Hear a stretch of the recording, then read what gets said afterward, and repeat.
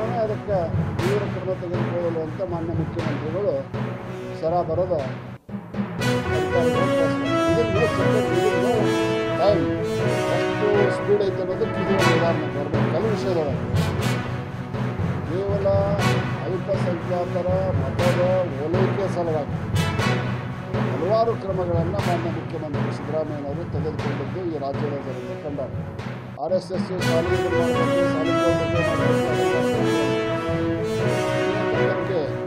National ಹೈವೇದಲ್ಲಿ ಕೆಲವೊಂದು ಅರ್ಥ ಮಾಡ್ತಾರೆ. ವರ್ಷದಾಗ 2-3 ಸಲ ಅವ್ರ ಬಗ್ಗೆ ಏನು ಹೇಳ್ತೀಯಪ್ಪ ಅವ್ರಿಗೆ ಇದು ಸರ್ಕಾರಿ ಆವರಣ ಅಲ್ಲ. ಸಾಮಾನ್ಯ ದಿವಂಗತ ಪ್ರಧಾನಿ ಜವಾಹರ್ಲಾಲ್ ನೆಹರು, ಇಂದಿರಾ ಗಾಂಧಿ ಮತ್ತು ಹಲವಾರು ಕಾಂಗ್ರೆಸ್ಸಿನ ಗಣ್ಯಾತಿ ಗಣ್ಯ ನಾಯಕರ ಕಡೆಯಿಂದ ರಾಷ್ಟ್ರೀಯ ಸ್ವಯಂ ಸೇವಕ ಸಂಘವನ್ನು ಬ್ಯಾನ್ ಮಾಡೋಕ್ಕಾಗಿದೆ.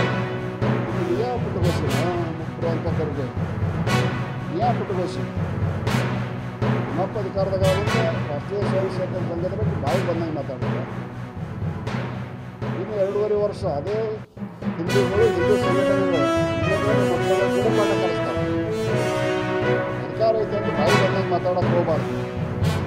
ಏನು ಮಾಡುತ್ತೆ ರಾಷ್ಟ್ರೀಯ ಸ್ವಯಂ ಸೇವಕ ಸಂಘ? ಇಂಥ ಸಂಘಟನೆ ವಿರುದ್ಧ ಏನು ಅಪಸ್ವರ ಎತ್ತೀರ. ಈ ಸೂರ್ಯನ ನೋಡಿ ಉಗಳಕ್ಕೆ ಹೋದಂಗೆ, ಸೂರ್ಯನ ನೋಡಿ ನಾವು ಉಗಳಕ್ಕೆ ಹೋದ್ರೆ ನಾನು ಒತ್ತಿಗೆಲ್ಲ ಸಂಘಟನೆ ಬಗ್ಗೆ ಭಾಳ ಕಟ್ಟಿ ಸುಮ್ಮನೆ ಅವನು ನಾಳೆ ಬಳಸೈತೆ ಅಂತ ನಂದು ಮಾಡ್ಕೊತ ಅವ್ನು ಮನಸ್ಸಿಲ್ಲ. ಒಂದು ಆನೆ ಹೆಕ್ಕಿರ್ತೈತೆ, ನಾವು ಅದ್ರ ಮುಂಜಾನೆ ಅಡ್ಡಾಡಕ್ಕೆ ಬಿಟ್ಟಾಗ ನಾಯಿ ಬರೋತಿರ್ತಾವೆ.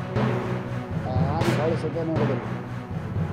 ಹಂಗೆ ಪ್ರಿಯಾಂಕಾ ಖರ್ಗೆನ ಭಾಳ ಐತಿ ಅನ್ನೋ